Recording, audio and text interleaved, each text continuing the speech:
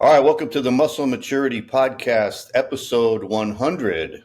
I am John Hansen. I'm here with 1983 Mr. Olympia Samir Bannout, Marcus Guerrero from Old School Labs, and we have a very special guest with us today because it's episode number 100. Four-time Mr. Olympia himself, Jay Cutler. Jay, thanks for coming on the show, buddy. I appreciate it. Great to be here. A huge milestone for you guys. Congratulations. Yeah, we finally made it. It's awesome when it's a number 100. We have one of my favorite people, Jay Cutler. It's really great having you here, Jay. Yeah. Really, when John told me yesterday, I said, "Oh, wonderful, great! It's about time." I was just talking about. I just had a podcast with Breon, and we were just talking about the Old School podcast and about you. And I said I got to rush home and I got to do this. Usually, I don't do usually a lot of outside podcasts, but for John's celebration, and of course to see you, Samir, man, of course I had to come on here, and this is a huge episode because John has stepped himself into the big leagues now. Not that he wasn't there already. I feel like he's done a lot of great achievements in bodybuilding, on both sides between journalism and history and everything. But man, to be a IFBB professional bodybuilder actually means something, doesn't it, John? Yeah, it sure does. Yeah, Jay texted me that night and he said, "Welcome to the big leagues." That was awesome. I'm so proud of you, John. Honestly, I mean, I have to give it to you, give you a huge amount of credit because really, in your last show, I'm not gonna no disrespect now. I think you looked your best, even in all these years. I just love the quality. You peaked. You were popping. What do you think, John? I mean, Jay, what do you think? Looked incredible, man. I mean, listen, it's, to get up on that stage and compete. I mean, listen, John's done great things. I mean, he's won a lot of titles, but, to have that mindset, I watched him win Mel Chancey's show last December. Yeah. And I couldn't believe it. Like, I was like, man, the package that he brings, and represents and, for him to come forward now. And of course, falling a little short at the U and now, of course, to win this bad boy, right? It's crazy. Yeah. Goes to show that it's truly never too late. Just keep grinding. Yeah. And he's still going. And he's That's the crazy going. part. I can't wait. I can't wait to hear. I wonder what Jay Cutler's gonna look like at 62. Well, I don't know. John's setting the bar pretty high, but I know he has. I can't wait to hear what his future plans are now that the dust is settled and now realization. You probably wake up every morning, John, and say, "Man, I can't believe I did it." Right? Yeah. It's kind of like like you said, when you won the Olympia the first time. Like that first week, you couldn't even sleep, right? Every day. Real bodybuilding. When a real bodybuilder like that, passionate even forever. I mean, this has become like it's your life. It's bodybuilding is what we love, and to be in that condition at over 60, I have to tell you, man, I'm proud of you, and you really came out with quality. You were like 24K. Which is that we always talk about. You peaked like a real good pro. That's Samir's favorite thing. It's really crazy, too, because I really didn't plan it. Like last year, I was just dieting. I wanted to do some videos or photo shoots, just for my online training business. And then, like a month before, I just decided to do Mel's show. And I was like, man, I hope I don't embarrass myself. And then I won that pretty convincingly. And then Steve Weinberger was the head judge. So I asked him what he thought. He's like, man, you should keep going. And I said, well, maybe I'll do your show in the summertime. So then I trained hard in the off season. I watched my macros. I didn't gain too much weight. I kept pretty lean, but I kept pushing the poundages. I kept trying to train heavier. I wanted to bring my legs up a little bit, and then dieted plenty of time, like 13 weeks out from the show, and did a warm-up show in St. Pete, Florida, and I won that. Then I went to the Universe, and I think because the Universe was a week after that other show, I flattened out because it was just two shows in a row. Yeah. And I went in flat, and then me and my girlfriend went to New York the day after, and we were eating like crazy. And I think that cheat meal, like for 2 days, filled me out. And then when I decided to do the other one, which was like 2 weeks later, I was much fuller. And I think that's really what it was. I was just fuller, and then I looked harder. When you're fuller, you look harder. So That's one thing I noticed. Like, so your legs still look incredible. And I know when I saw Jay on stage with Regan and the legs were looking incredible. So, like, what is something that you guys have, like, changed? And, obviously getting older in the sport of bodybuilding has helped keep that size and keeping that mass on the leg, which obviously a lot say is the first to go. Well, Jay's always had the good legs, right? So Yeah, 100%. Marcus, listen, you're talking about a guy that had crazy genetics. I mean, Samir met me when I was, 21, Samir, or 22, Yes, and you yes. remember the legs. I mean, I didn't train my legs for years, so to be able to hold on to that, I probably wouldn't be as much. John would probably have to tell you, but listen, man, I still train. I still do a lot of volume. I still eat the meals. I stay really consistent. I mean, I've held on to some decent size. I mean, once you stop eating and training, that's when you lose the size. So, Yeah. I mean, I don't think the cardio necessarily affects as you get a little older, because I do cardio every day, but that's more for heart health. But you just have to work with what made you get there. And I think, I have no restrictions with that. So, like, I can still get under a squat bar.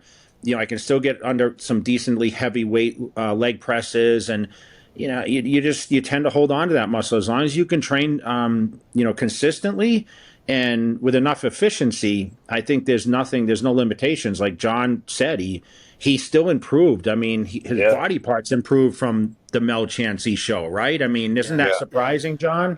Yeah, it really was. Your body is responsive, Jay. His body is responsive because, let's be honest. I mean, Jean never abused anything. He was always on the natural side. And if he did, he said he didn't do anything, and I believe him, but, he kept that healthy look. And the proof is right there. When your body is responsive at over 60, that tells you that everything in his body is working properly. So, and like you said, in between show 1 and show 3, you made a huge changes. You look great. So. Yeah, when I talked to Steve in December at Mel's show, I said, I think I'm going to keep going. I want to do another show. And I said, what do you think I need to work on? And he's like, oh, you look great, man. He goes, your skin's tight. He goes, a lot of guys over 60, they don't have the tight skin. And I said, well, I think I need to bring my legs up a little more to match my upper body. What do you think? And he's like, well, I could tell you to bring your legs up, but at 61, you're not going to bring your legs up. So I made sure that I was heavier, and I pushed it. I really pushed it. Even when I was dieting, I was pushing the poundages. Even if I was like lightheaded during the workout, I just kept pushing it till I was training heavier and heavier. And I think I really did bring them up. So, I think if everything's working as far as your diet and training, I mean, you can still make improvements.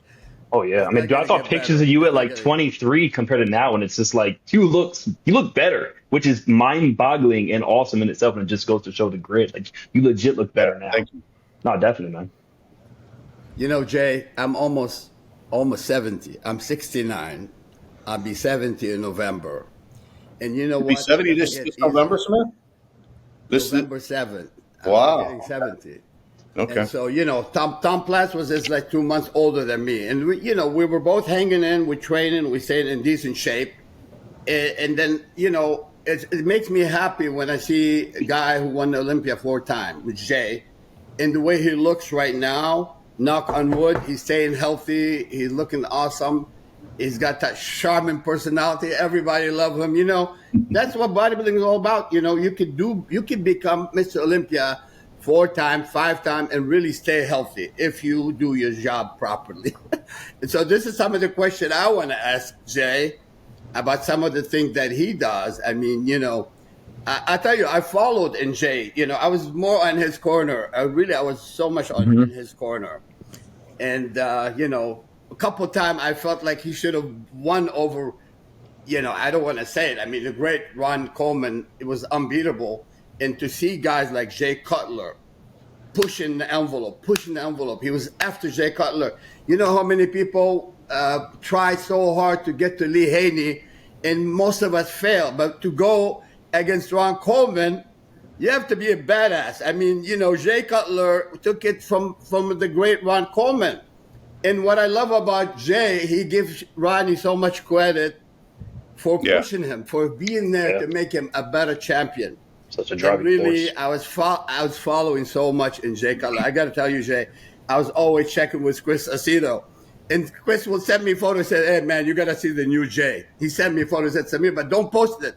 I'm like, okay, don't worry. I'm like, wow, he looks great. You know? Yeah, man. You know, Samir, like I said, we met at a young age. You know, Chris Aceto always talked very highly. He, you know, at one point I used to ask him who was the most impressive guy in Gold's Gym, Venice, and he would mention your name over, you know, a lot of the big names at that point. And you were, yeah, I think you were retired by that point. You remember, I didn't start training until 91, Samir. So, Yeah. you know, he talked about how impressive you were, but you know. Listen, Ronnie Coleman was great, and sometimes I feel like I'm a little disrespectful to the Haneys and Arnolds, and you know, even some of the. I hate to say who is the greatest of all time. I just realized that Coleman took the physique to like the biggest muscular level that I think any Mr. Olympia, even to this day and era, has taken it. Yeah. I think we all can agree on that, and he had the conditioning and the size, but. You know, listen, Haney was he was retiring when I started training in 91. So I did pick up the magazines with him and Rich Gaspari and, you know, Francis Benfato and you, Samir. I mean, so all you guys inspired me, but I never imagined that I would ever get to that level. I mean, I remember I was a fan of Ronnie Coleman's. I mean, Ronnie Coleman called me. I won the Night of Champions, my first professional win in 2000. And Ronnie Coleman was the first one. He called me after prejudging and said, congratulations, you won. And back in that era, you didn't know, like it wasn't known because I felt like, you know, you don't know until the night show. And he says, no, you won it, you know? So it was kind of like, man, you know, I was relieved because he told me I won, but I respected him so much. And I didn't beat Ronnie Coleman at his best. Like that's 1,000%. You know, he was a little older, and it does get harder as you get older. That's why, respectfully, John, you know, you still having the fire and competing at that level. I'm 51. I just don't have that fire. I lost it after 40. I stopped, and I focused more on the social media, the traveling, the business, and just being someone that did it at that level. But, you know, you need that. You need to go to that dark place, especially those last weeks to train. Like you said, like Steve Weinberger telling you can't improve your legs, and then you improving it. You know, that's a huge, I mean, that's like I'm going to prove them wrong. Right. So I feel like you have to put yourself in a different perspective a lot in the gym. It's not always fun. But Samir, you know, being Mr. Olympia, like you have to have a stronger head almost in the physical challenge, because to look at yourself and critique all the way around between the front and back and side poses, like you have to have the ability to realize what level you need to go to, right? And I know you're thinking right now, as I say this, Samir, like how deep in your head can you go? And John, the same thing. Like it's never good enough. Any Mr. Olympia will tell you, you know, what if I would have done this, or if I could have changed this? And you try to duplicate sometimes, and it's really hard to do, right? I mean, I had a different look every time I went on stage. Fortunately, four times it was the chosen by the judges. And, you know, Samir, we can talk about the losses, but maybe there's a couple that I could have, you know, Victor Martinez pushed me in 2007. John, you know the history. I remember. So I'm blessed. Like you said, man, I'm living the lifestyle every single day, but I absolutely love it. The best part of my day is the training. I love getting up and doing my cardio fast in the morning. I do it 7 days a week. I cook my egg whites in the morning. How long is session? I do 20 minutes, 20 minutes high intensity, and then I hit another 20 after the workouts with weights, which I do almost 7 days a week. I don't train for size. I train just a lot of volume. I do a lot of, you know, everything's 12 reps. And I feel like I'm 20 years old when I get under those weights. And I love it. That's awesome. And no 8 meals, right? Nah, I'm done. I'm done with that. No buying a cow at a time. No 30 dozen eggs at a time when I purchase them at the farm stand, all that. I do have I probably still have 8 egg whites in the morning though. Yeah. Hey, Jay, is there anything that you've kind of, throughout your years, that you've kind of taken on in your career that has helped as far as just being where you are now? Just one thing that's like, maybe if it was trial and error, something that took a while. Obviously, you have so much passion, but just something that's maybe more behind the scenes that you can speak on. You know what? The sleep pattern is important. You know, I was always, I always believed that you need at least 5 hours at night in one stint, right? And I used to get up and train in the middle of the night, and I used to do things to kind of toy with the people that I competed with, if that made sense. So I'd make sure people knew I was training in the middle of the night, and I felt like I was the only one doing that. And I wanted people to think like, man, Jay's getting up in the middle of the night. That's why he's winning. So I had to learn to adapt to just like, hey, I'm not a full-time bodybuilder anymore. Like, no matter what, like, it took me a long time to step out of the routine of like eat, sleep, train, and play those kind of games, because, you're traveling worldwide, you're doing events, you're spending time. But the reaction of people when they meet you, especially when you reach a certain caliber, and Samir, you know what I'm talking about. Sometimes people are just very shy. They don't know what to say. So as an introvert, which made me a great bodybuilder, being introverted made me super, because I could go in the gym and I could spend all that alone time, and it made me great. But I had to learn to come out of the shell a lot and be open. So if someone walks up and they're nervous, I create that conversation, which sometimes is difficult, especially with a lot of the youth today, because a lot of them are just not as social. It's a little different now. And as you see, John, I mean, you were at the show. I mean, there were three teenage bodybuilders in the whole show, and one of them was Chris Aceto's son. Right. So, that is so disappointing to me, because I mean, John, you can talk about the greats of teenage bodybuilders between Eddie Robinson, Sean Ray, all these guys, Lee Haney, Rich Gaspari. I mean, the list goes on and on. Think about that. Think about three kids in the whole best show in the world. Right. Crazy. Yeah, it is. Wow. They're just not into competing anymore. I think they're into the Instagram and, taking the pictures at the gym, but they just don't want to get on stage, What does that spell for discipline? Because the training, John, you were doing this when you were 14, 15. I mean, think about the discipline. And Samir, I don't know what age you started. What age? I started around 17. Yeah, I was 18 when I joined. Early, late 16, early 17. And then, year and a half later, I was so passionate. I was total tunnel vision. That's what Chris and I talk about Farid and how he is. He compared Farid to me kind of, and, new kids on the block. And he's doing things right. I mean, he's blessed to be with someone that heavily experienced. I wasn't. I didn't have anybody. Yeah. But, I had that deep passion in me, and I wanted to. I opened the magazine. I buy all the American magazine, even back in Lebanon, and checking everybody and how they pose. And I used to they get the dictionary to find out what the hell is carbohydrate. Yeah. No, really. I mean, I'm educated in French. And so for me to go to English, I used to get Muscle Builder Power, which is Joe Weider's magazine, Muscle Fitness. At the time, it was Muscle Builder Power. Mm-hmm. He had Shape magazine, not Shape, I mean Mr. America. Those are the name before they become Muscle Fitness. I used to get an article, look at Zane, look at Arnold, and try to, you read an article by Armin Tanny, you try to find out what the hell is that, So I was passionate to the point where I really wanted to get there. And really, Jay, it's not like because you're here. I'm telling you, I have a lot of respect for people like you. After winning for Mr. Olympia, and now you are into health, you practice health, and you're good to your fan. You're great social media guys. I have to hand it to you, man. And you really... it's amazing. Yeah. But I do have some question to ask you about your championship. I know you won 4. And which is your best one? Which was your best look out of the 4? 2001, when I should have won and they took it from me. and then I got in trouble for it too. So I don't want to go into detail on that.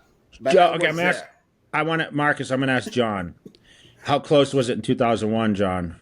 Oh, it was real close. Yeah, I thought you had it. Well, that was, I think, correct me if I'm wrong, Jay, but wasn't that the first time they called a 2-man comparison at the very end of the prejudging? Wow. Yeah. I remember how excited you were. And then you killed Ronnie in that ab pose, man. That was the last pose. The last pose was the ab I was pose. vocal about it. You know That me, goes to show how I close love it was. everybody. Yeah. I don't say anything in the derogatory way. I love Ronnie Coleman. I'll be honest with you. But when it comes to bodybuilding and judging, that's okay. You can say it like it is without, it's not in a derogatory or in a terrible style.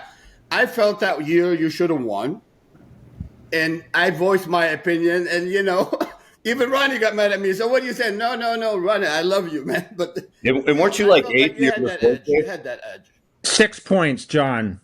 6 points. Six ahead after prejudging. Man. Since if a guy's ahead, okay, and just by the scores, okay, this isn't about our feelings here, okay. Yeah. This is based on the scorecards, which God knows how everyone knew I was ahead by 6 points. I don't even know, but it seemed like everyone knew. So rolling into the night show for Ronnie to win by 3, he gained 9 points at the night show, and I fell back. It was kind of a travesty a little bit, but. You know what? I was blessed. I was blessed I didn't win then, because the underdog challenge, it made me a people's champ. Yeah. And it groomed me to be a better person when I was able to win it in 2006. So, Samir, great moments. 2006, it became like a size thing. It probably wasn't my best condition, but I held a lot of size. I was comparable to Coleman. 07 obviously was a little stumble with Victor. I had an infection that year, and then I lost to Dexter in 08. 09 coming back, I did that quad stomp. It's kind of legendary now. Awesome, so I think that was pretty good. I was a lighter body weight. My best was in the mid 250s, and I won my first Olympia 273. Yes. It's too big. It was too big. I said over and over, I got way too big, way bigger than I wanted to be. The body got a little distorted. I was my best, and I was 240, 250, but, I won the Nationals 248 when I was 23 years old. So wow. For me, I don't really, 01 was great. 03 Ironman was great, Samir. So when you talk about Olympia wins, probably 09 is probably the most memorable one, because that's what people remember because of the quad stomp. And I came back and beat Dexter and changed the history that year. It seems like so long ago now, and we still talk about that because we haven't seen anyone come back to be able to, lose the title and come back to win it again. And that's, as you got more and more guys now that have changed hands over the last few years, including Brandon Curry. There is the opportunity now that we are going to see history repeat itself, and someone is going to come back and win that title after losing it. Samson's a great competitor. There's so many great guys to talk about. The Olympia, the depth is just crazy at this point. But we still talk about the old school times of me and Ronnie, and before that, the Sean Ray and Kevin and Paul Dillette and Flex Wheeler, all these great guys. You trained amongst those guys, Samir, and in Gold's Venice, you got to witness a lot of these guys firsthand. So I'm just so happy to be part of history. But if you ask me, 01 was great. 06 was a great turning point for me because I won, but 09, probably coming back to win it. That was probably one of the most historic. Now, what'd you weigh in 01? 255. 255. 254 and 09. Okay. Here's my question. I'll follow. I'm followed everything you did during your winning and losing too, and you came back with vengeance every time. And I have to hand it to you because this is what a true champion do. And you have the heart of the lion. You came back, and I know you were so focused. And this is what separates the man from the boys. But I have a question to ask. I know, and to be honest with you, I love your first 2-3 looks. And the last one, as you got bigger, I didn't think, even though you won deservingly, but I like your look earlier at a bit lighter weight. Do you agree on that, or what do you say? I just said that. I think everyone, if you look at the history, fell victim of what the standard became by the judging procedures. So if you look at, I'm just going to throw out names, and you guys are going to nod your head exactly. Flex Wheeler got too big. Yeah. Ronnie Coleman got too big. Phil Heath got too big. Yeah. I got too big. You know who did not get too big? Dexter Jackson, Chris Cormier, Sean Ray, Lee Labrada. The consistency. Well, Yeah. That consistency got showed big, too, and especially in 2008. I thought Sean Ray did get big at some point, and he didn't look as better. He didn't look as good. No, he still was. I don't consider him big. He was Top always five at the Olympia 12 years ago. Oh yeah. I feel like a great but- example of that is Dexter Jackson, in the sense of like staying consistent. And then 2008 came and it was his for the taking. It was that consistency. He didn't chase his size. He just waited, Marcus, on the sidelines to be like, let these guys play that game. Yeah. And listen, he went a lot longer. I mean, he still looks tremendous now, but we talk about the greats, and this is I want to circle back to when I started. Dexter Jackson belongs on the Mount Olympus of great bodybuilders, because if you look at his career and how many winnings he had and how the length, I mean, it's just like Beckles, Samir, you know, Yes. but Dexter won a lot, man. So we leave him out of the conversation very disrespectfully, I feel like, because if you look at the epitome of bodybuilding, Dexter Jackson, the story is just incredible. No, beautiful body. I love his muscle roundness, and he's like so balanced. I And tell coming you what, from the Dexter's lightweight, one of my too, favorite, he started. one of my favorite Mr. Olympia, without a doubt. He's And got that and listen, beautiful- yeah, I mean, I would say that totally agree. Phil Heath is, I mean, 7-time champ, but realistically, Phil Heath at 85% still beats almost everybody. So that kid had the genes. He had, when he went in the gym and put the work in and put the diet together, granted he had crazy genetics, that kid put together a physique that is going to be recognized in 10 or 20 years a lot greater than it is today. I can promise you that. Yeah. Yeah. I know you were like pushing him as he was your buddy, and you know he came back to really challenge you, and He beat me. I'll tell you. Yeah. Well, I tell you what, Phil Heath, without a doubt, one of the most complete, beautiful bodybuilder all around, without a doubt.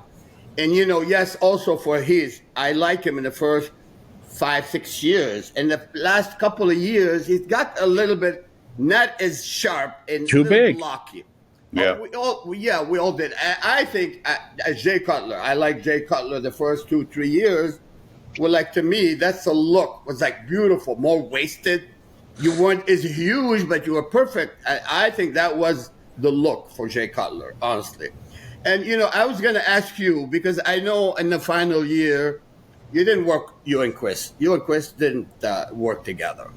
So I want to know, what have you done in that year different? I know you packed on a lot of beef. What was the difference that you did for that prep? Well, just to put a little insight there. So Chris and I worked, and I lost in 2008 to Dexter.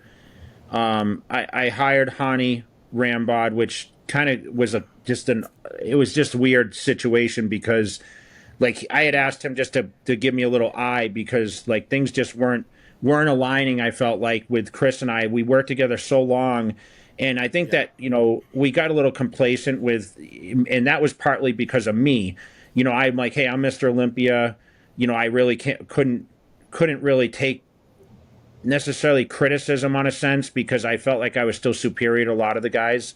I never thought Dexter would come up and beat me. I'll be honest. I mean, he was a smaller stature bodybuilder. It was still a big man's game. So, you know, when I brought Hani on for 9 and 10 and 11, I lost to Phil in 11 because I tore the bicep that year. So, but you know, we had some pretty good result. He put me on a step mill for the first time. I never really, you know, that became a thing now, and the old school guys, you know, they wouldn't recognize that, but the glutes and hamstrings it became such an importance of conditioning, and I really wasn't getting that from the treadmill, and maybe it was just the diet technique, but you know, I did, you know, bulk up in the off season very heavy and get a lot bigger. But when I dialed down, you know, it was all about water retention and adding in, you know, trying to lose the water a little earlier. That was kind of the secret to what I needed to do. So I was a lot drier leading into the show, so the manipulation wasn't so rugged on my body, because the thing is I would hold such a big body weight, and then I'd have to suck down like 20 pounds of water the last like 3 days before a show.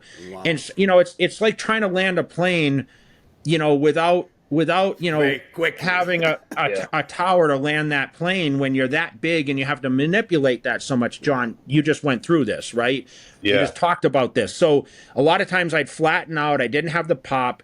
So when I was able to really tie it together, granted, 09 was the best out of the 10 or the 11th. The 11th just, I was leading into 11th actually my best, but I tore my bicep 3 weeks out. It just totally sidelined me and just it caused a lot of inflammation. But and then I came back with Chris in 13. Samir, I came back in 13 when I did my comeback and I finished 6th. It was my worst placing in 10 years. But at last I finished with Chris. I just talked to Chris an hour ago. We're still really close. Obviously we just, I wanted to try some different things. He's my coach since I was 19 years old. He taught me everything. He taught me everything, not about bodybuilding also, but about business and building, the brand. And I tend to talk about, people talk about, my success patterns outside of the gym. And Chris Aceto molded me to be that person. That's the one thing that I have to give Chris credit for is he taught me how to purchase a home for the first time and to build my mail order and to travel to events and, speak to people. He put my name in front of people, greatness like yourself, Samir, to say, hey, this kid's got the tools. And everyone doubted him, but look where it ended up. I mean, he introduced me to Joe Weider, Ed Connors. I mean, all these guys that impacted my life. And I mean, Joe Weider offered me a contract when I was 22 years old. And I knew I had something because Chris gave me the confidence, exactly the same reason why I knew in 2000, I went on the tour with Chris Aceto. I stood next to Ronnie Coleman on the tour there and placed second to him. And Chris Aceto came up backstage and said, you will beat Ronnie Coleman. Just give it a year. And I took the whole year off and I trained for 01. And when I came off stage in 01, he said, I told you you were going to win, because he was crying after prejudging, like, you just won this show, like, hands down. Awesome.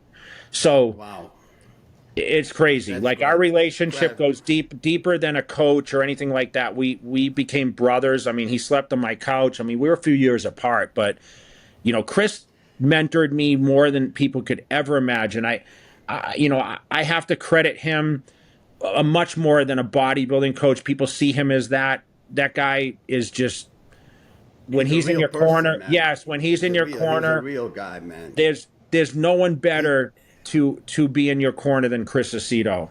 Yeah, he cares. He's like I think he's one of the safest coach out there.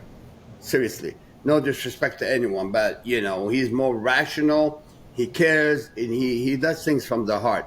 I'm not saying not everyone, they all do, but I think Chris have extensive experience, and I know Chris very well. We still talk all the time. I mean, and during the years where you came back, and like I was following, oh yeah, watch the new Jay Cutler, man.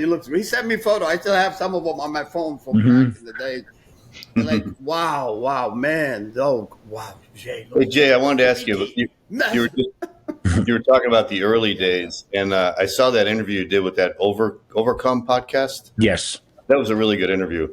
And you were talking about this one contest. I think it was the Tournament of Champions. And you said that was the one that you knew that you were going to be a great bodybuilder. And it's interesting because I talked to a lot of bodybuilders on my Bodybuilding Legend show, and it seems like there's always one contest early in the career. Like with Dorian Yates, I think it was when he won his first novice contest. It wasn't the Mr. Olympia, but he knew that was the one that changed his mindset, where he knew he was going to become a champion.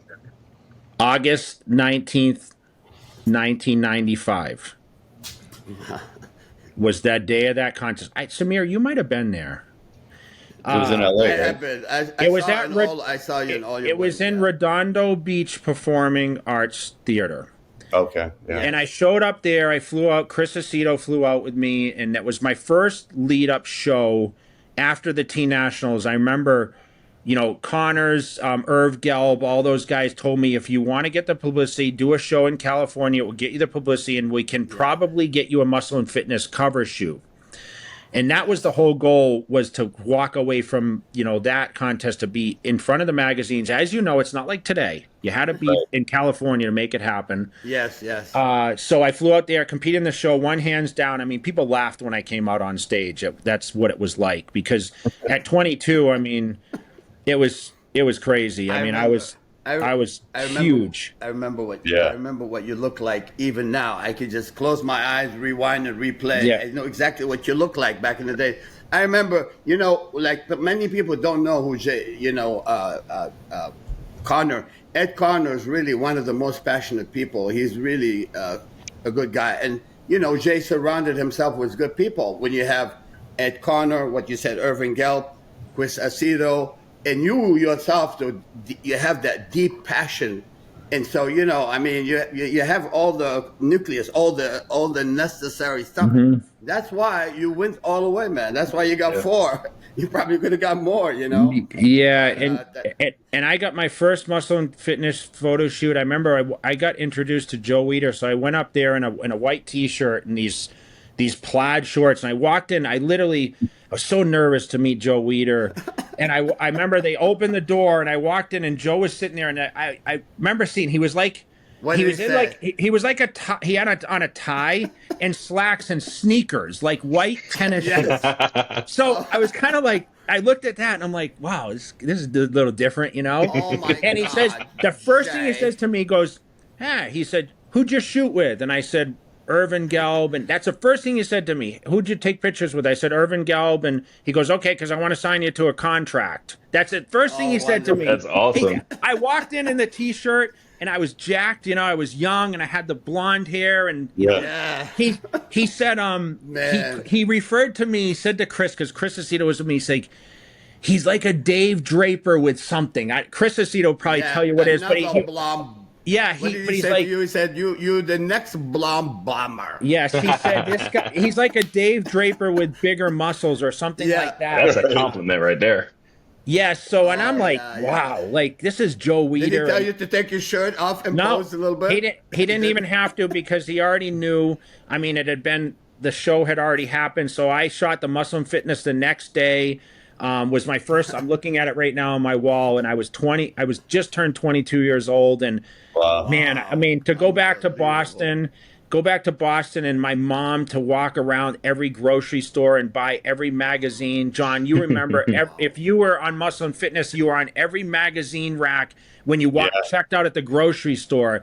That was like winning the Mr. Olympia to me. Muscle and Fitness had worldwide recognition. It was in all these different languages. So I was like, man, I am going to do this. I'm definitely going to chase this career. And I refused the contract from Joe Weider because it was only like it was only at $2,000 a month at the time. And the next year I won the Nationals, and I doubled that contract. I signed for like $50,000 was my first Weider contract. I was on top of the world, man. Oh yeah, I was getting paid to be a bodybuilder, and I was able to travel to California and just be mixing it up with the greats like yourself, Samir, and like train in the legendary Gold's Gym. And my dream was to look at that wall and say, I want to be on that wall next to Dorian Yates and all you guys, You always speak on so much humility, right? And like, there's one moment in particular, like I loved recently with Samson and William Bonac. Whenever Samson won, William Bonac ran on stage and just embraced him, right? Yeah. And you're big on humility. And I remember, for 2001, you were looking at Phil, and you were pretty much eyeing to him, you got this. And that showed so much humility. And even though it was a moment to where you were like, you lost, right? However, to me, it was such a big win as far as from the fan perspective, just about you and the real human that you are. It's one of my favorite moments to see somebody on that level and just still be so just a human. Yeah, man, I've had a lot of like mental conversations with Phil saying, you have to believe you're the champion. You have to believe you're greater than the next. Yeah. And you know what? Like, I know he respected me, and he never wanted to show the disrespect because he pushed me hard in 2010. I mean, there were a lot of people that thought it was, and I told him, I said, Phil, you need to stop looking at me as like the teacher of all this, and it's time for you to step up and be like, I'm coming, I'm winning. It doesn't matter if it's my best friend or not. Like, you need to be prepared to win this thing and have a speech ready. Like, you need to be able to take that microphone and run with it. So that's what I always had those conversations. Jay, I have watched you since day one, ever since you came down to California.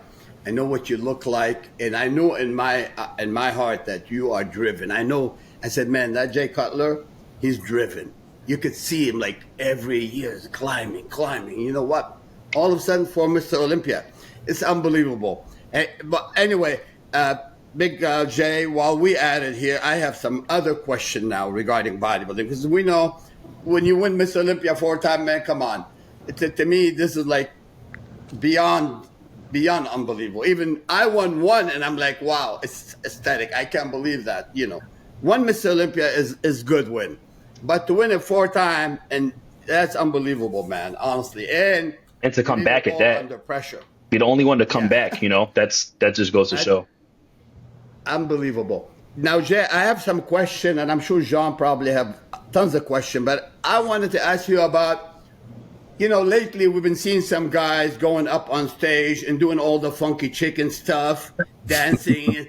You know, I want to say, honestly, it's like, you know, we're not a hater. We love bodybuilding. We want bodybuilding to be the most recognized sport, and we want it to be respected worldwide, everywhere.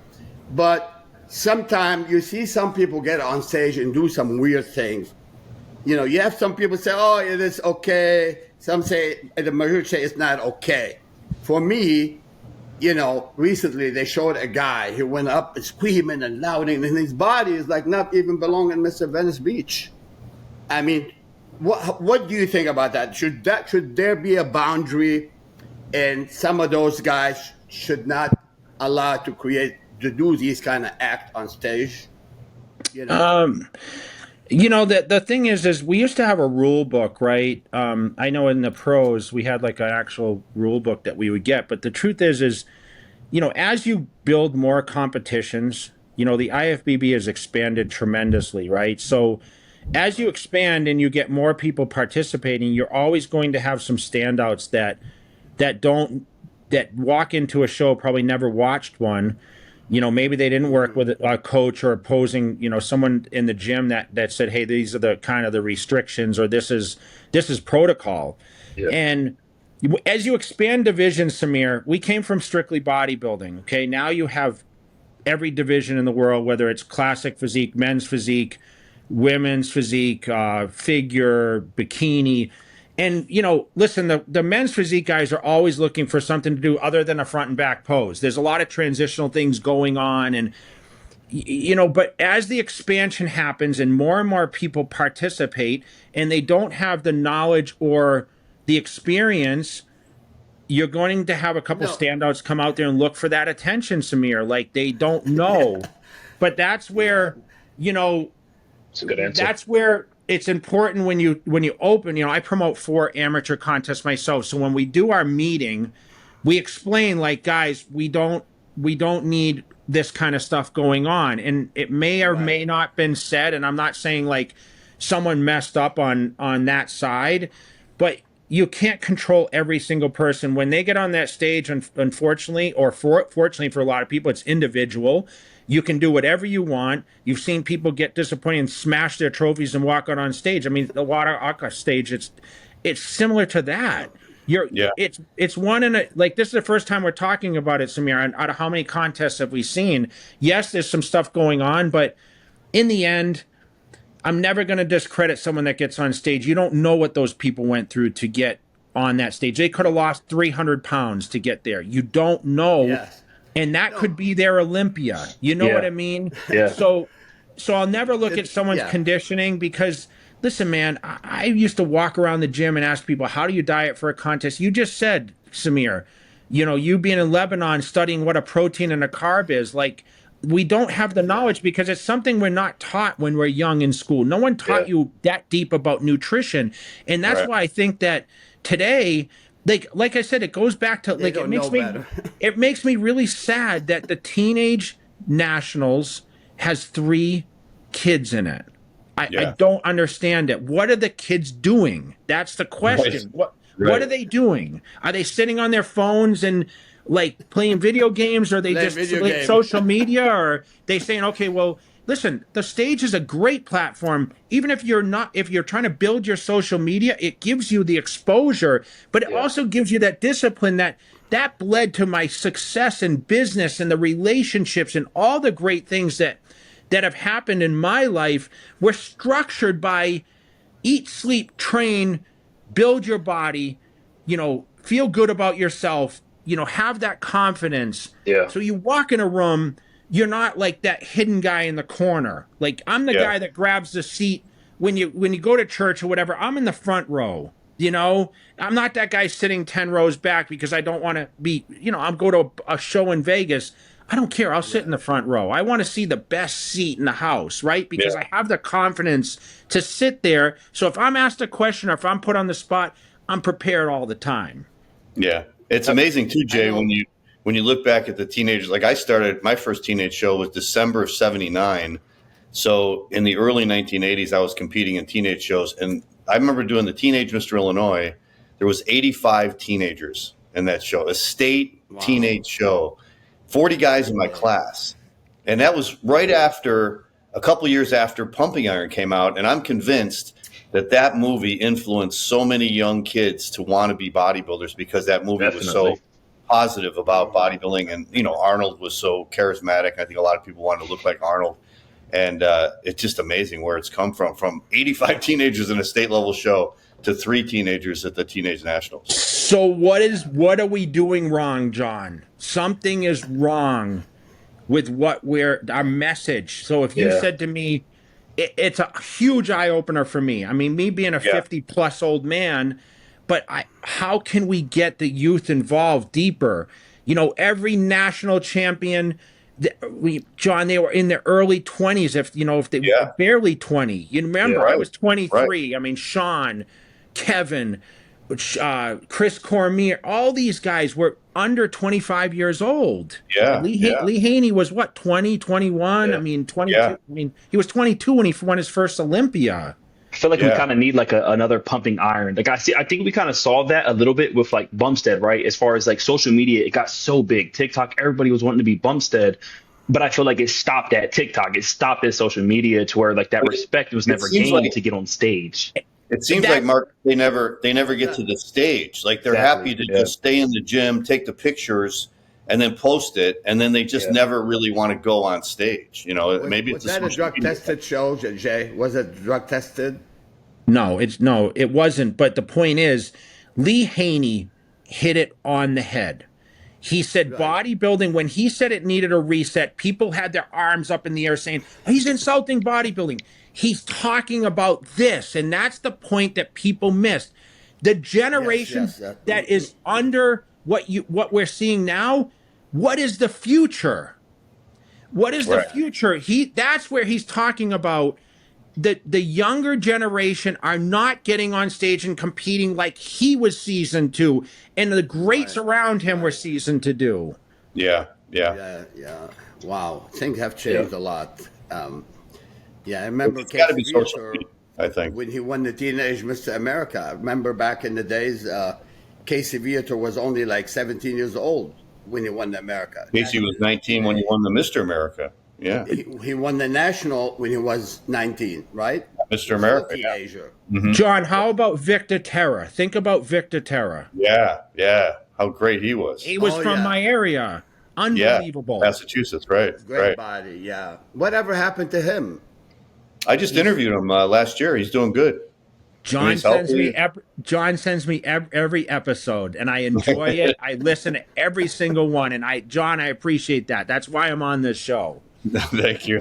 I feel like you're in such a cool area because I feel like, Jay, you're in this position to where like you're right in the middle. Like there's the golden era, and I feel like you truly ushered in the new era of bodybuilding. I think that's why so many guys today, the real guys, once who are getting that respect, getting on stage, have the utmost respect for you. So I feel like your position is almost it's needed because you're right there in the middle to where the Samirs, you have all the respect. However, you also kind of helped usher in this new era of bodybuilding.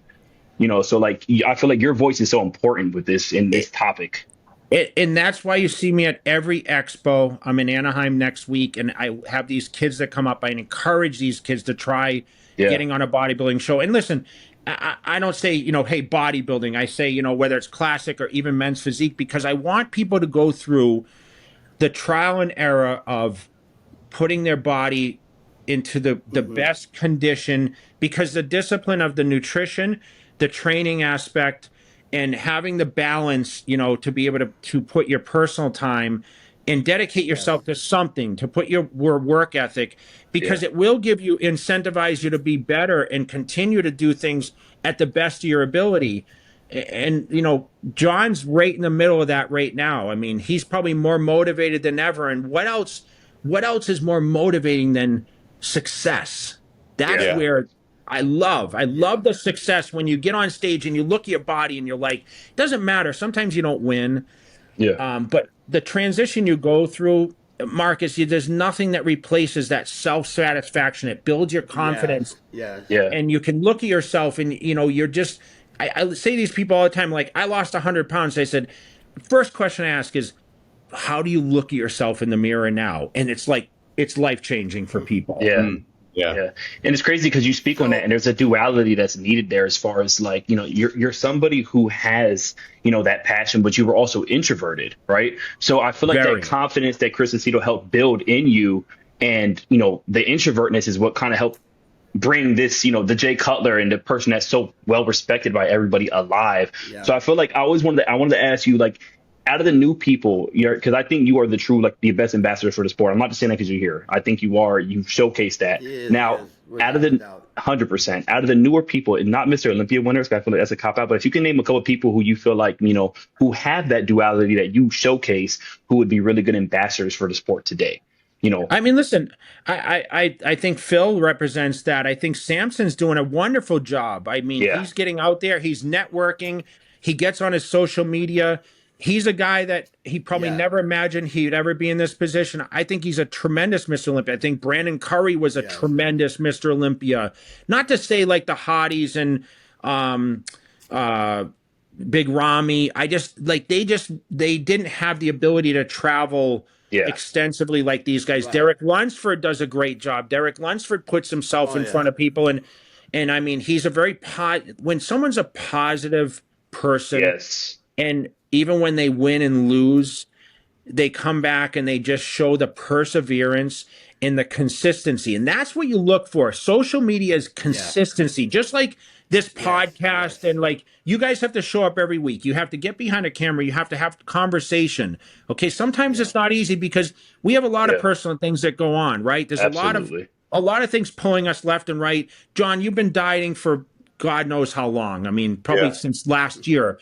But you still have to turn that switch on and be able to say, hey, you know what? I want to give, you want to present yourself. So all those champions, and I don't want to discredit any of these guys because they're all great. I mean, listen, if Hottie was able to, if he didn't have the hearing issue and everything else, like he's a mega star in his, have you seen a lot of Samir, personality too?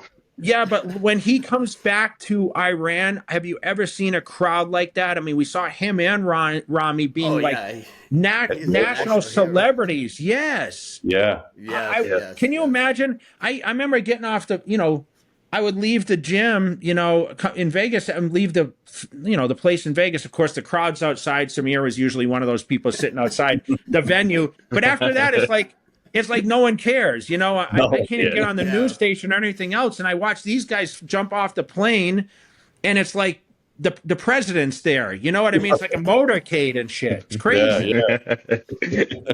Man, it's a shame that Hadi have an always problem traveling, because, he's Persian. I mean, I just hate the fact when you mix up politics with athletic, I mean, come on, for me, it's always been live and let live, Hadi's problem is can't travel a lot. So he can't be as a good ambassador because he's not traveling. He's always limited in his traveling and stuff like that. But speaking of quality here in bodybuilding, and I know, when we talk about Olympia, do you feel like the quality has kind of went down a little bit nowadays, like than it used to be? I'm talking about that, that etched that etched physique, like the one I saw in Ronnie Coleman, for example, in 2000. Was it 2001? What Ronnie was at his all-time best? Was it 2000 or 2001? I would say 99, 98, 99. Well, 01, yeah. 01 Arnold, he was completely shredded, right? 248. Yeah. You know, Samir, the quality is not the same. You know what it is? I'm going to tell you what it is. Okay, tell me. I want to hear it from you. It's the judging. There's something. It's the judging. So? It's the judging because, and I'm not saying that it's a bad thing, okay? But when you're judging the bigger body parts, and this stemmed from when I was doing it, okay? Yeah. They're just rewarding, the massive guys. Well, massive with enough condition, but you're also the film is different. But when you have Samson as Mr. Olympia, that's what I was thinking of. Which he has a hell of a body, right? Beautiful, I mean, he's like Lee Haney, but a bigger version, right? Yeah. Yes. What are the guys going to do to take him down? I mean, they better hope he's off condition, but if he's on enough condition, who's going to beat him? And who's going to beat Hadi Chupin with his razor condition in that sense? I mean, Hadi arguably could have won a lot of years, Samir. Yeah. A lot of years that he did not win.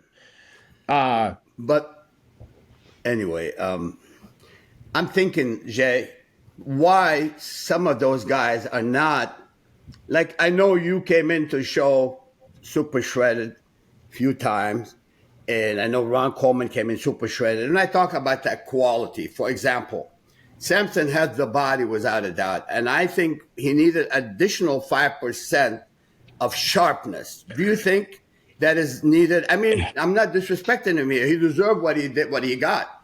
He deserved what he got, but I think he's going to be deadly dangerous with additional 5% more quality. It's going to be hard to beat. We always say could have, should have, whatever, but the truth is it all comes down to when they line them up, who's the best. Who do you see? Yeah. And it's very unpredictable. And I think that these guys are getting criticized way too much. I think that building this year's Olympia, if you have Hadi, if he can get here, you got Hadi, Samson, Derek, Andrew Jacked, Brandon Curry. I assume he's going to do it. Yeah. Who am I leaving? Nick Walker.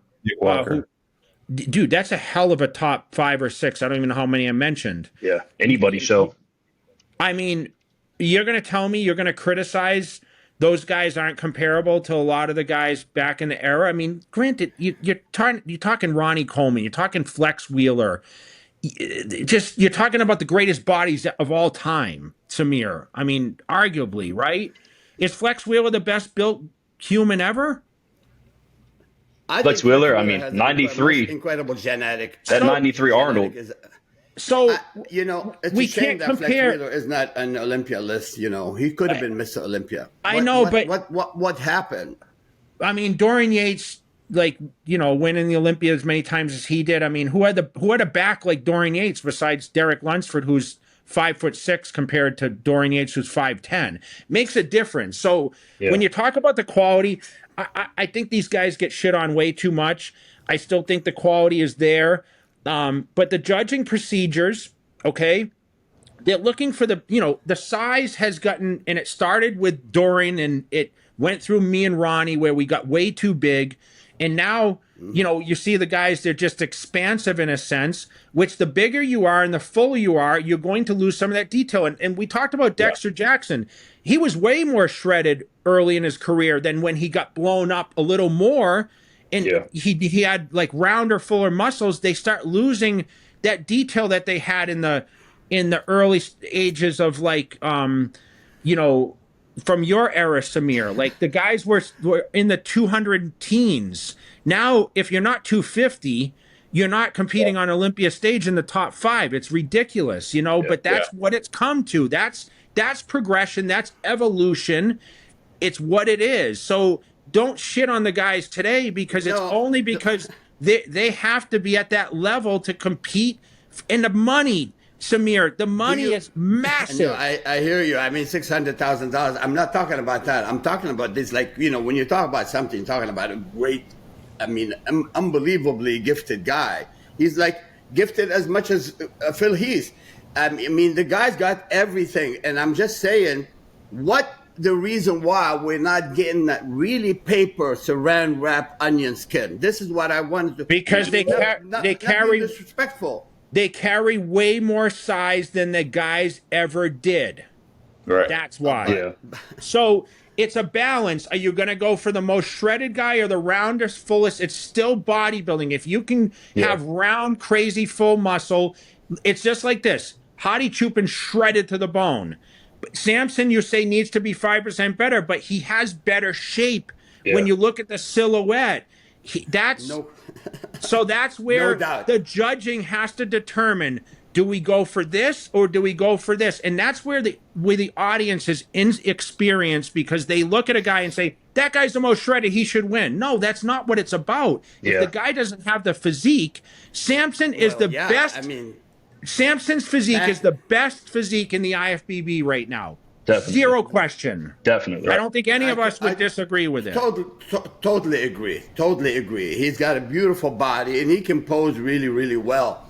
I'm just, in my head, I'm still thinking it's possible to be super massive and super shredded simultaneously. I mean, to get that paper thin skin. I mean, look, because I saw that on Ronnie Coleman. You're talking about Ronnie Coleman, bro. Like, you're talking He's the GOAT for a reason. Yeah, but you're talking about a guy from Mars. But, I don't mean. I mean, he was pinching his bag and still winning shots, man. No, I'm not being disrespectful. I know you're not. And listen, I'm not even. I'm telling you, Ronnie Coleman is.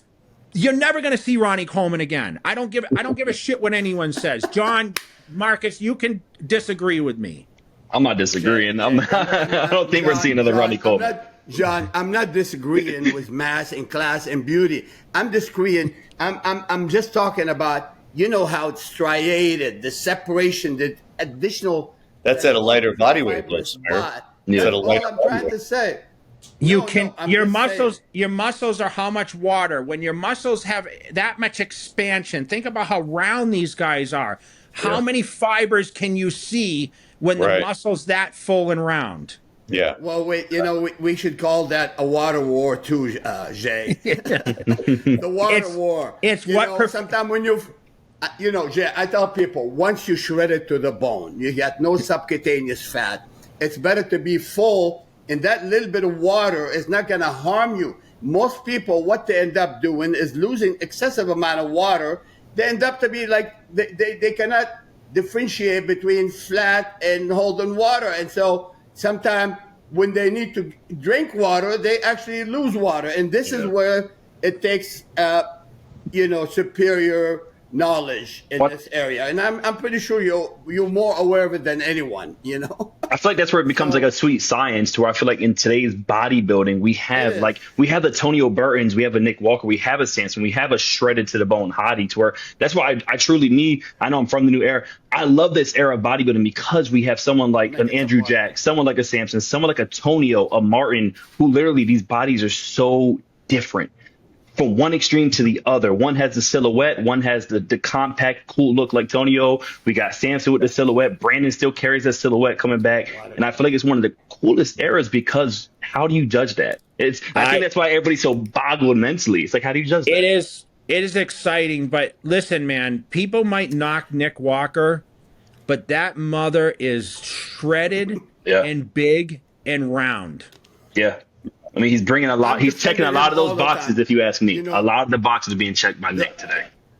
The early Nick Walker, as of 5 years ago, I wasn't impressed. But right now, he brought in that quality. And this is what we're talking about here. I'm talking about that onion skin muscularity. 2021, he was very impressive. I mean, the Tampa Pro in 2021, I thought he was very impressive. Mm-hmm. No, I think Pittsburgh was the most impressed. Fan of Nick Walker. I wasn't a big fan of Nick Walker about 5-6 years ago, but right now I am. Why? For the simple reason he brought in the quality, so he knows now that it takes additional quality besides being massive. And this is what I'm saying. Yeah, he need to also continue to improve that middle part of his body too. I mean, no, I'm always talking the truth, not just kissing ass. I'll be honest with you. I feel like he's definitely showcased that he's like a true student of the game. Like he's literally changed up. He's full range of motion now, doing a lot of different things that I've seen where he's showing he's a true student of the game. And that's why I feel like his body has become like what it is now. Like, dude, this Olympia is going to be crazy because seeing him at Pittsburgh, like it's arguably one of the best backs we've seen in a long time. And that's going up against a Derek Lunsford who has the best, one of the best backs. I mean, but Samir, Derek beat, Samson at the Arnold. I was in the third row.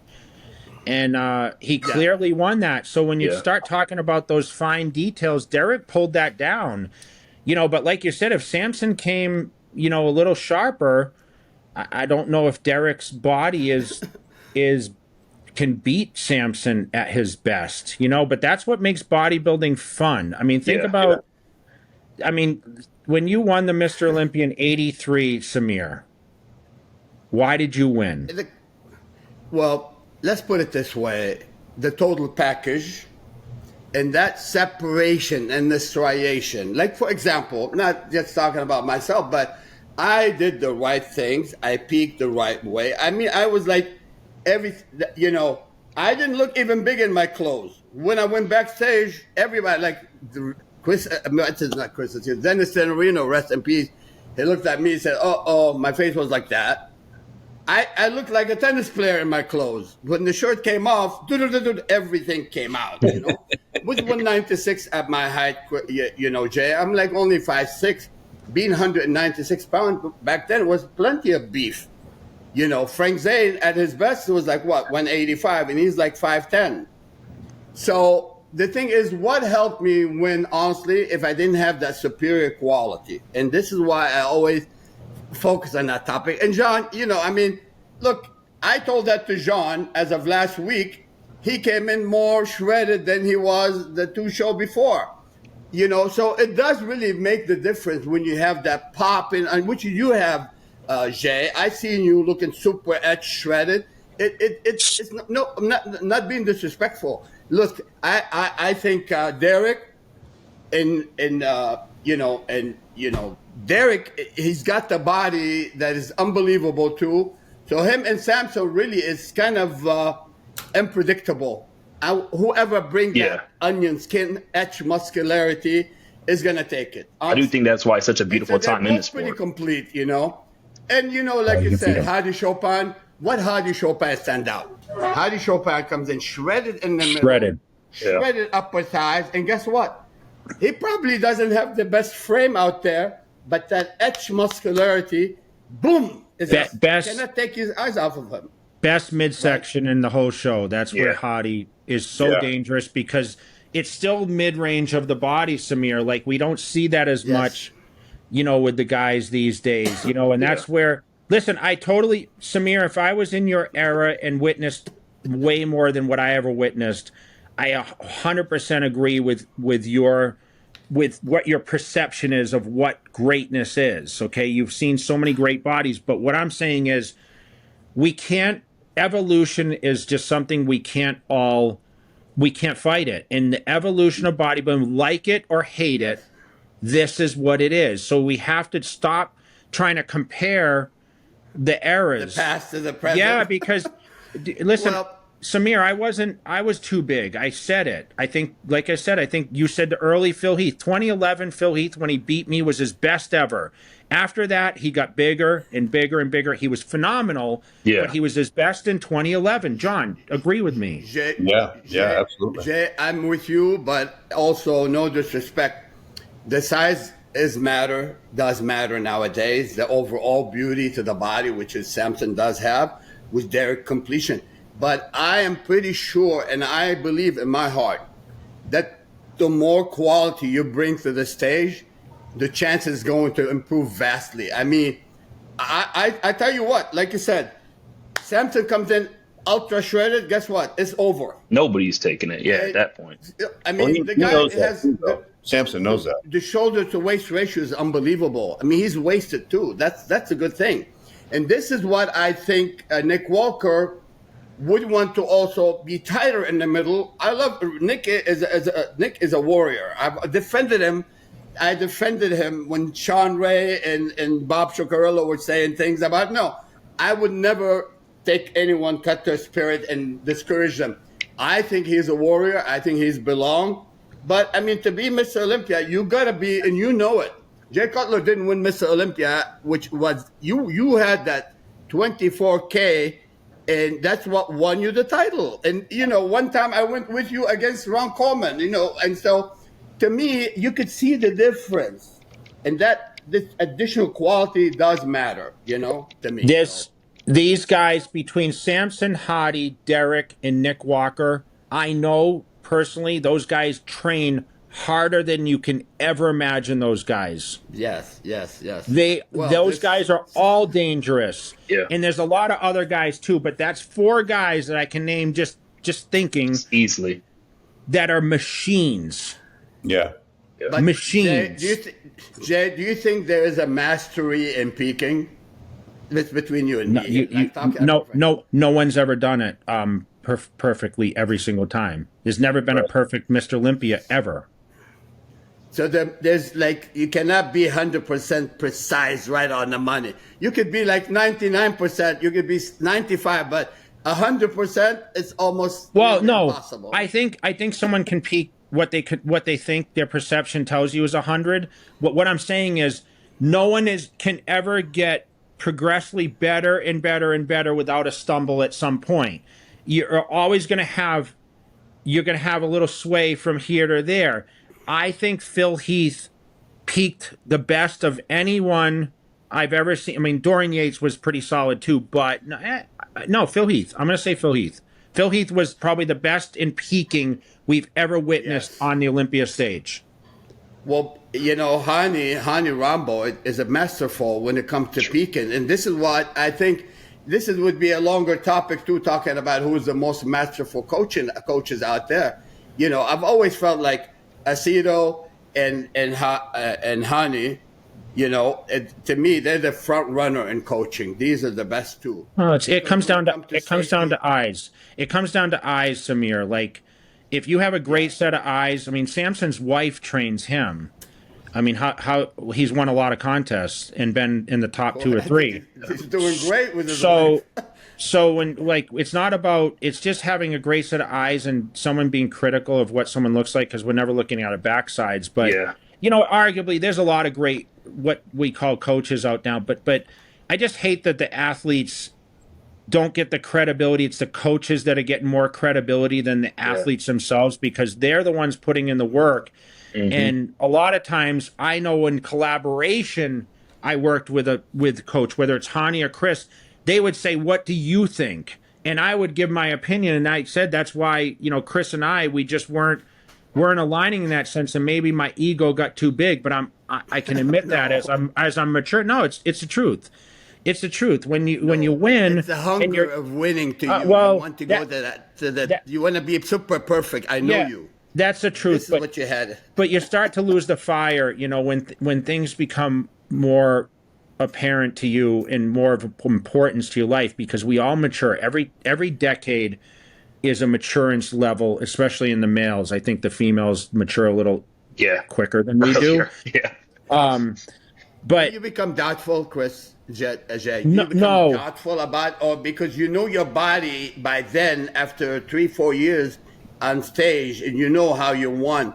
So any changes of your body, you can sense it more than any. Yeah, the problem is, Samir, is the weight building year after year, me coming in bigger and bigger.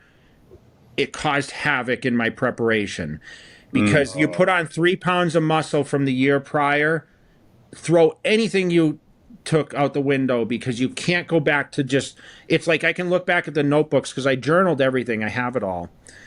Every year is different. A lot of circumstance, whether it's relationship, your travel schedule, your sleep patterns because you're stressed out. I had bigger contracts.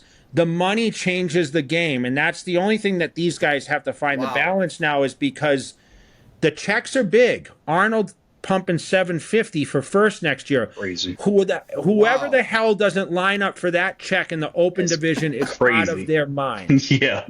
Make it come back, Jay. Let's come back. And I feel like you made a good point, because like those fresh set of eyes giving so much plight to a coach, where like in today's bodybuilding, Samson, Mr. Olympia, his woman trains him. Keon's woman, I mean, they're literally their coach, and it's the people who are going to be the most honest with you, like your woman. And I mean, I feel like that has to help their overall career as well, because this is somebody who sees them day in and day out and will be the harshest critic, you know? Jay, could you rewind me to be 40 again?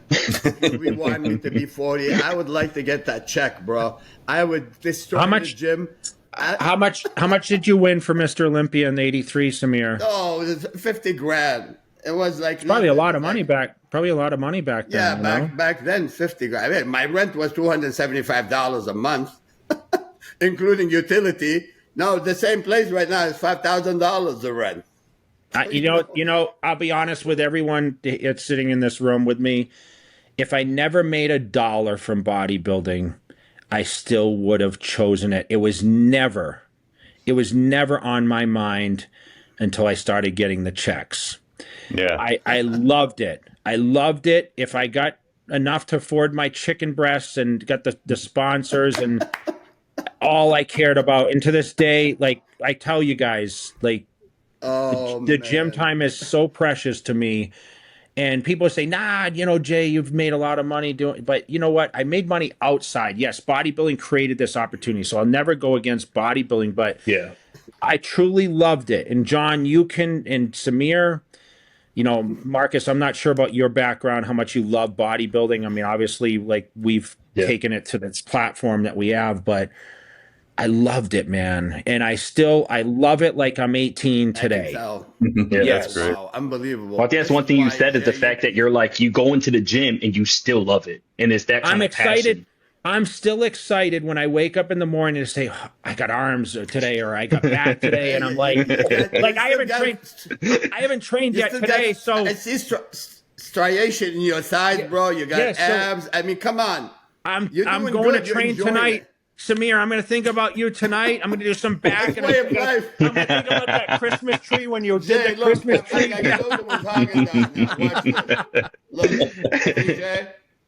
Dude, that's unbelievable. It's crazy, man. You know what? Honestly, it's a way of life. We enjoy it. And you know what? Really, after all that, health is wealth. Yeah, right. Health is wealth. It's a true undying passion.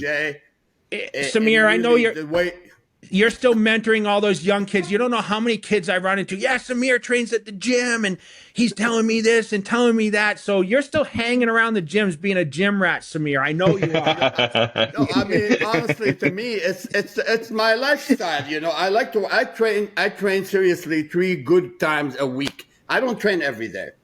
Yeah. 3 good workout. I kick ass in the gym, and sometimes I go just to do cardio. A little bit of cardio, like you're doing it just for your heart. Yeah. Conditioning. John, are you full tilt still, or did you take a little break and get back to normalcy after this whole phase you've been through? Yeah. Well, I've been eating a lot, the last week, but still training a little bit, but I'm planning on doing some Masters Pro shows next year. So I'm nice. Do it again. Gearing up for another year. Yeah. Next year. I want to do it. Do you know what the first pro contest is going to be yet, or do you not want to announce it yet? Well, at that Tampa Pro, they have a Masters Pro show. So I think I'll do that one. August next year. Yeah. That's your turf too. Yeah. And then Gary Udit does a Masters World, I think, Masters Bodybuilding World show with his North America. So I'll probably do that one too. Are you thinking about any money, John? With the contest, I don't think there's much money, but I'm thinking about opportunities, outside, like, promoting my coaching and working for other companies, or being an example from, some guy over 60 who can tell people what's possible. Dude, your video showed up on my brother's father-in-law's YouTube. Like, he was looking at his search history, and you're, bodybuilding over 60, or, keeping muscle over 60, the one that, has like 300,000 plus views right now. That was on it. It was watched. It was all red. Like, he watched the whole thing. So, it's that message I think is really important. Jay, there's a lot of topic. I know it's that take a lot of time. There's a lot of topic about bodybuilding that can be discussed. Really, I know we love the game. We're being passionate. We need to practice safety and really give good advice to people out there, for the kids out there. And this is really my intention. I never do anything in a derogatory way. Sometimes I say things and I talk too fast, but some people say, "Oh yeah, Samir is a hater." I'm not a hater. Never a hater, man. I I say it like it is. You're passionate. You have a lot of passion, man. Yeah, I'm passionate, but I really like to see more safety out there. I like for people to do things and pay attention to health, because really nowadays you find the kids like just came out of the high school, they're taking shit amount of drugs. So you need to tell people and create more awareness. And I know you're doing that, Jay. And then people love you for the way you are. You're a people person. People listen to your podcast. This is what we need. We need positive energy. Yeah, positivity is key. It's honestly, Samir. Honesty and listen. I never claimed that I did. That I did anything correctly. I abused, anabolics when I was trying to chase the top. Okay, because that's. I was one of these guys that looked at it and said, I'll do anything to win, in a sense, but I did have enough sense, and I did think about what would be after, right? And that's what I'm trying to say is listen, bodybuilding is never looked upon as being a healthy thing, because anytime you dehydrate yourself to that point, that's the most dangerous part. I mean, they talked about the dehydration process, right? Yes. Which I think in your era, guys, I think you had less guys that would push the envelope on complete dehydration. I mean, look at even Arnold in those eras. But remember, in Arnold's era, there were one or two guys or three guys, or Arnold was by himself winning that Olympia, right? People forget about that. And John, as a historian, you need to remind people a lot, 7 Mr. Olympias. I mean, was Arnold not challenged on several of those? Yeah, he was the only one. Well, yeah, when he competed against Sergio in Essen, Germany, and it was even Arnold told me he thought Sergio would have won that show. He had some good competition. 3 to 5 guys in most of the. I have talked to Arnold quite a bit about his speaking and how he did his things, and it was really pretty safe. I mean, right now, really, Jay, I'm going to ask you the final question. I know because everybody wants to go now. You're probably getting tired of talking.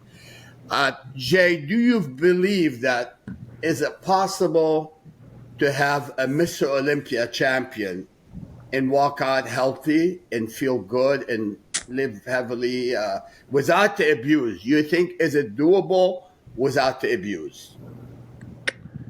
No. It's not. Not in the open, not in today's era. Yeah. And listen, do you want me to do you want me to be politically correct, or you want me to be Jay Cutler? Cutler. No. Just be honest with me, because I know you are truthful to what you do. I know, but I'm gonna turn the tables a little bit, and people can view this as different things. Is anyone walking out on a field or when you compete in sports, if you're a swimmer, if you're playing basketball every other day, and is anyone healthy at that point? Everyone's pushing the envelope to be the best at what they do. Right. So is bodybuilding worse than cycling or listen, playing football, listen, Samir, how many injuries do you see? Yeah. It's the envelope of being great. Okay.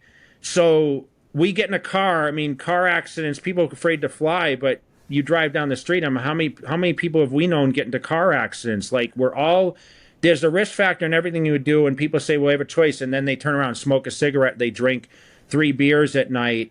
And, there's a difference. Okay. Yeah. What we do. So is it healthy? I don't know what's healthy these days. They say not to use Splenda in your coffee because it's cancer causing. It's they say not to eat too many eggs. Oil. Hey, what about the eggs and too much cholesterol? Eating whole eggs, all that.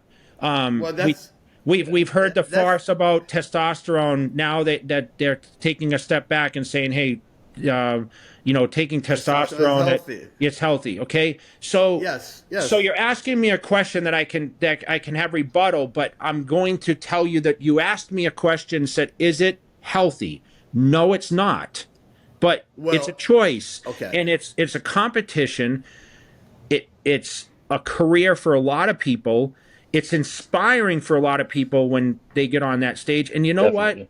If someone enjoys doing it, who gives a shit what anyone says? Yeah. I don't. Right. We all have personal choice, and there's always going to Yes. be people on the outside, but all that matters is what you want to do. That's No. it. Just keep that thick Yeah. skin and keep going. I'm not saying avoid things like the gear. I'm not saying that. I'm saying there is a way, in my opinion, that like guys like yourself. I mean, you probably you said you abused at a certain point, and I'm 100%. familiar. I'm not, but honestly, I can speak about myself, and honestly, I never abused. Never abused. And I mean, Chris will tell you. I tell Chris exactly what I've used.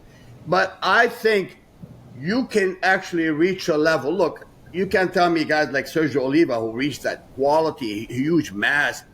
And I don't think Sergio Oliva passed away because of sudden abuse of diuretic, or he took like 5-10 Anadrol a day. And I heard some people like Nasser Al-Sambadi got to the point where taking 10 Anadrol is actually committing suicide. It's like shooting yourself in the foot. Do I think you could take 2 Anadrol and get away with it? Of course you can. But I'm not saying, I said drink, have a couple drink, but don't get drunk. The problem is everybody getting drunk now, Jay, and that's why we see a lot of casualty. We see like health issue. And thank God, Jay, and may God bless you, bro. You're doing what you're doing. Thank God you look healthy, you look great, and you stayed in shape. And this is, to me, what bodybuilding is all about. I'm not saying, oh, don't touch anything. No. But I think it's doable. You can take a little bit without going overboard and tax your liver and kidney. Many of them have kidney, transplant. And I think that is preventable. Why? It's like, It's cycle on. that's another topic. It's cycle on, cycle off, and that's the truth, And one thing I can tell you, and I've been ridiculed for this, we cycled and we cold turkey stopped everything. There was nothing else. We didn't take anything for periods of time. And those days are few and far between for a lot of people. I can tell you from being in the industry and hearing and this whole, stay on. That's where the problem lies. Yeah, I agree. Okay. Well, Jay, I want to thank you very much for coming on the show. I want to appreciate your time but this was one of our better podcasts, and I'm really appreciative of you coming on our 100th It's episode. truly awesome to talk to. It's a blessing, man. We'll Cutler. do it again. Samir, I loved having these conversations with you. John, no one's more prouder than I am of you, bro. You did it. Thank you. Yeah. I appreciate that. I can't wait to watch, man. You're gonna keep inspiring me that you sending me these videos and then me and be able to see your success. You don't understand it. It motivates someone like me who's you might look upon as someone of the caliber that I got to, but you're inspiring me, and that is going to give me incentive. It's going to incentivize me to train a little harder, diet a little harder, and I can't wait to see your success. I'll be applauding It's you great to from hear. Thank distance, you, Jay. So Thank you. I challenge you, Jay. I challenge you to break John's record at 62. I can promise I can't go to the dark places I used to go anymore, and I know John. Oh, yeah. You have to go to those places. So Hey, no more proof. You're doing great as is, and thank God you are healthy and looking awesome. And people love you, and we love you too, Jay. are these the trophies, John? Are these the trophies back here, or what's this? No, those are just some other ones. Put it You want in the me to back. show- We want me need to show you the put trophy? it up there. So we haven't hung up the trophies yet, or what's up? No, here. Hold on, I'll show it to Where you. is it? I see Samir. That's Samir, I see your Sandow trophy, but you know what? What people don't realize is not every Sandow trophy is the same. You know that, right? At least from our eras. well. I like the older one. I know, The one but with- everyone in my stack behind me is different. Like it's a different color. They're bent different. I know. Okay. No, with Joe Weider actually All right. get done that, and those are the original. Oh, look at that, John. Yeah. John, Oh, we got I'm this so too. proud of you. Oh, Sick. look at that. Can't forget the Really, pro really, card. honestly, John, I am really proud of you, bro. And No, thank thanks. God your John practice shows helped. off his hardware of his year-long journey. Hey, it probably take us a few minutes to see your hardware, Jay. Right. It's all your hardware right behind He's you. got a whole room of Hey, it. Jay, you Let's see. you Oh, And There we man. go. Arnold trophies are Oh here. my God! Oh, there Look we at go. that. Oh my! Hey, Those are man, the- Hey you Jay, killed I got a quick Jay, question. Jay, you speak on killed not being able to go to that dark place anymore, right? Now, how much of Jay, that you is because of the puppies, man? How much is that because of the dogs? I know I love pets. I know Nah. you love pets. It changes you, man. The pets, man. It brings this side out of you. I know. You know, we just lost one a few months ago, like our female. She was 14 and a half, and we just got a puppy within 3 weeks of that. Her name is Nix, and she's amazing. Like, we've been training her, and, you know, my dogs, you know, I don't have children, so my dogs Yeah. are like everything to me. And Little Yeah. babies. yeah, we take them everywhere. Like when we go to the expos, like I'll be in Anaheim next week, and with dogs will be there with us. You know, so we travel down with and see them you. pretty Come down pretty and see you. extensively. But you know, listen, man. Like I said, life is blessed, and I just don't. How can I say this without disappointing people? I'm not that hardcore anymore. No. I guess I don't know. No, Yeah, and there's not a word you can say that could disappoint anybody, man. You're doing it perfectly, Jay. In Yeah. all honesty, and you know, hey, the proof is in the pudding. I mean, we saw what you look like. I mean, it's cross cut in the thighs, good abs, and you're healthy. Still got your hair. Still look good. I gotta keep know. up. Gotta keep up the John, man. John, what's up, man? How do I have to do to keep that at 60-something years old, man? Yeah, man. That's Nah, so dude, good. yeah. So You, good yeah, to see. you truly are a great ambassador for the sport, my Hey, brother. John, I wanted to ask you. So, if I had to ask you out of all those years, I know you went to a lot of these early shows. Yeah. Who impressed you the most? I mean, was Sergio Oliva like way ahead of his time? You think? Yeah, I grew up in Chicago, so I got to see Sergio when I was a teenager. He'd come to the contest, and man, he was just unbelievable to see in person. You know, And he just the dieted fact- on like Coca-Cola and stuff, didn't he? Yeah, Twinkies and Coca-Cola, hamburger. You know something, Jay? I was talking to Boyako one time, and he said, Samir, you won't believe it. The night before Essen, I saw Sergio in my own eyes eating a hot dog. I said, well, maybe it worked perfectly. Maybe he needed that additional sodium, and it worked perfectly because the next day, even Arnold said he walked backstage and looked at Sergio and said, "Oh my God, Samir, I felt like that's it. I lost." Yeah, I mean, come on, Sergio. I love John. John, Did I you meet loved. him? I mean, I got to meet Sergio when he was a lot smaller. You know, I met him in Yeah. 2010. He was When he with was Joe older. Weider for they had this thing at Weider's house here at Turnberry, and he was there before he passed. You know, but Okay. I love the story how you went to Universal Studios and you ran into Arnold and Lou Frigno, Ferrigno and you have the picture Franklin. with Frigno. So did Arnold not come over and say hello, John? Or Yeah, we were waving to him, and he just like looked at us. He would come Really? over, That's crazy. and then Ferrigno came over and he signed an autograph for us. And, So were you know, you like more pro Frigno for a while because of that experience? I mean, you're a kid, right? Yeah, well, Arnold was always, the king. And finally, we jumped the rope, me and my brother, and we walked over to Arnold, and I took a picture with him and stuff. Or I took a picture of him, and he's like, "You guys can't do this. I'm in the union." He's Yeah. He was always making jokes, right? Yeah, always In making jokes. conversation, you know. yeah. Joe, Samir, Jay, when you come into California, you're gonna come to Gold. next week. weekend, yeah, but I'll be at Gold's. I'm going for their 60th anniversary on the 25th. It's a Monday night. They have a party. I'm gonna.